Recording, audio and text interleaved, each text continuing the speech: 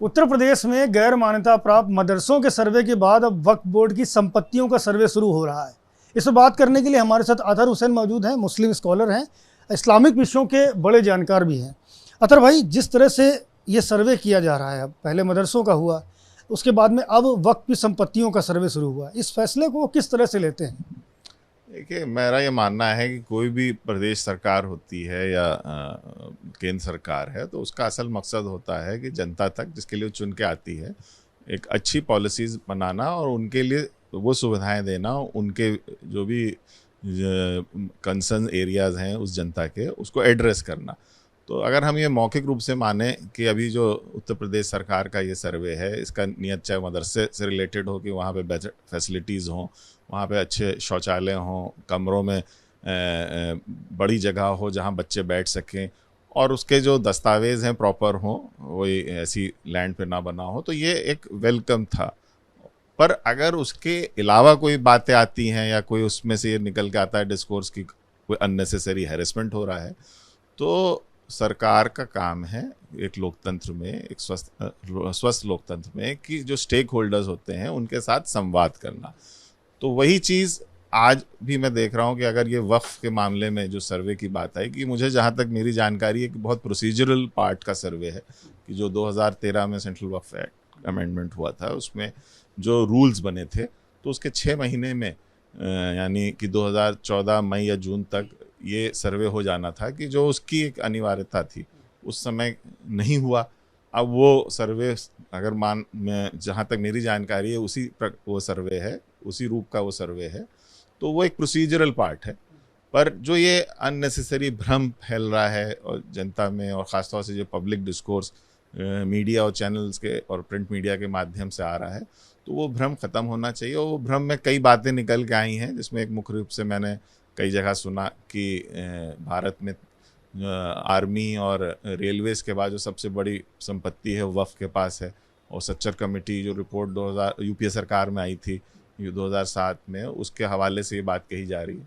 तो इसमें एक चीज़ मैं बता दूं कि जितनी भी वक्फ प्रॉपर्टीज़ हैं, उसका तकरीबन 3/4 हिस्सा, मोर देन 3/4 यानी 75 से 80% मस्जिद, इमाम बाड़े, दरगाह, खानकाहें, कब्रिस्तान होता है, जो कि मुसलमानों की एसेंशियल रिलीजियस प्रैक्टिस का हिस्सा है। और वो अगर जगह इस्तेमाल इस पर्पज़ के लिए होनी, किसी और उस के लिए तो हो नहीं रही, तो उनकी ज़मीन की वैल्यू को क्यों आंकना। वैसे ही और मज़हब की भी जगहें हैं इबादत की और तमाम, तो उनको तो कभी नहीं आंका गया इस तरह से। तो वो एक अननेसेसरी जनता में भ्रम फैलाया जा रहा है, और उस भ्रम को जो सोशल मीडिया के माध्यम से फैल रहा है उसको रोकना चाहिए। वो ज़मीन सिर्फ रिलीजियस प्रैक्टिसेस के लिए होती है, और जहाँ पे कोई ऐसी त्रुटि पाई जाए जिसमें कोई कब्ज़ा है, या जो राजस्व विभाग ने एक जियो को निरस्त करके कहा है कि जो ग्रामीण क्षेत्र में बंजर ज़मीन, बीट ज़मीन जो तमाम ऐसी ज़मीनें हैं, उसमें अगर कोई भी त्रुटि आती है और वो नहीं प्रॉपर है, तो उसको वो अपनी विधि द्वारा कार्रवाई करे। जो आप कह रहे हैं ना, सरकार की मंशा भी वही है। मेरी जो अल्पसंख्यक कल्याण मंत्री है, उनसे बात हुई तो उन्होंने कहा कि वक्फ का मतलब होता है धार्मिक कार्य के लिए दी गई संपत्ति, और उस संपत्ति का इस्तेमाल अगर धार्मिक कार्यों में हो रहा है तो हमें तो कोई एतराज़ नहीं है, लेकिन उसकी जगह पर, उसके नाम पर जो बेशकीमती ज़मीनों पर कब्जे किए गए हैं, हमारा मकसद है उनको खाली कराना। तो इस लिहाज से अगर देखा जाए तो मंशा ठीक मालूम देती है। हाँ, अगर वही तो मैं कह रहा हूँ, नियत और नियति मतलब वो है, कन्वेड है, तो बहुत अच्छी बात है। तो उसके लिए तो मेरा ये मानना है बार बार कि संवाद हो। और कहीं ना कहीं या आप भी जानते हैं, पब्लिक परसेप्शन में, ख़ासतौर से जो मुसलमान आवाम है, उसमें ये संवाद पहुंचना चाहिए सरकार की तरफ से कि ये जो काम है वो हम एक न्यायपूर्ण होगा और उसकी एक नीति अनुसार होगा। कोई उसमें उस पॉलिसी में उनके लिए कोई ऐसा भ्रम ना बने कि उनको कोई नुकसान पहुंचने वाला है। तो मैं समझता हूँ इस तरह की हर चीज़ का सरकार के फैसलों का स्वागत होगा। पर दिक्कत वही आती है जब संवाद नहीं होता। तो सरकार को भी चाहिए कि इस संवाद की प्रक्रिया को बढ़ाए, खासतौर से जब स्टेक होल्डर्स, उसमें अल्पसंख्यक समुदाय के लोग हों और भी समुदाय के जो लोग हों, तो उसमें संवाद के साथ ही काम अच्छा होता है। आपने संवाद की बात की, और संवाद होना चाहिए, निश्चित रूप से संवाद होना चाहिए।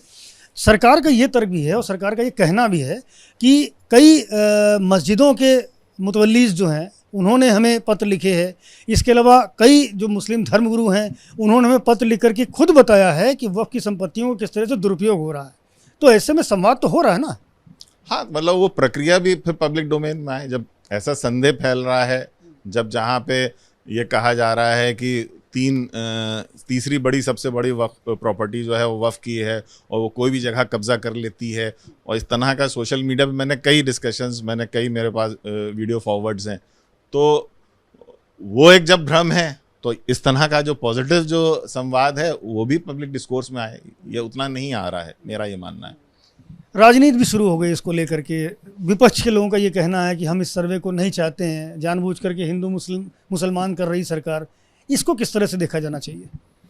देखिए, वही फिर मैं रिपीटेटिव हो रहा हूँ कि बात वही है, अगर ये संवाद की प्रक्रिया के साथ हो, उसमें जो भी स्टेक होल्डर्स हैं, अगर कुछ मुस्लिम उलेमा जिनमें है, जो जिम्मेदार लोग हैं, जैसे आपने कहा कि जो बड़े वक्फ मस्जिद हैं उनके जिम्मेदार हैं, तो वो अगर सामने आएंगे, बातचीत होगी, तो वो चीज़ लगेगी हाँ ये एक अच्छी नीति को लागू करने के लिए उसकी नीयत भी अच्छी है।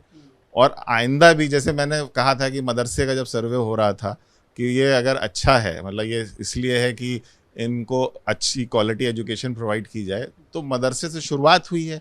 इसको आइंदा आप जो प्राइमरी स्कूल्स हैं यूपी में, सेकेंडरी स्कूल्स हैं, तो ये तो है नहीं कि उनका बहुत अच्छा हाल है, सभी जान रहे हैं, कितने वीडियोस आ रहे हैं, तो उनको भी बेहतर करने के लिए कवायद शुरू की जाए, चाहे वो प्राइवेट एरिया में हो या गवर्नमेंट रन हो। वैसी अगर वक्फ प्रॉपर्टीज़ की बात है, उसका सर्वे हो रहा है कि उनकी राजस्व उसमें सही तरह से वो दर्ज हैं, तो आइंदा फिर अच्छा संवाद ये कहता है कि जो और मज़हब की भी जगहें हैं तो उसमें भी इसी किस्म के सर्वे हों, तो ये एक मैसेज फिर चला जाता है कि लगता है कि हाँ बराबरी की बात है, कोई एक फोकस नहीं। पर मेरा फिर से मैं कहूँगा कि मुझे कतई शक नहीं है उत्तर प्रदेश सरकार की नीयत पे। उनका ये ज़रूर है कि कुछ बेहतर बने, साफ़ सुथरा हो, और इस विभाग में जितनी अनियमितताएं हैं वो ख़त्म हो, तो उसी पे ही मुझे लगता है ये फोकस है ये सर्वे का। शुक्रिया से बात करने के लिए। अतर हुसैन है जिनका साफ तौर पर ये कहना है कि हमें सरकार की नीयत पर शक नहीं है, लेकिन मसला है संवादहीनता का। कहीं ना कहीं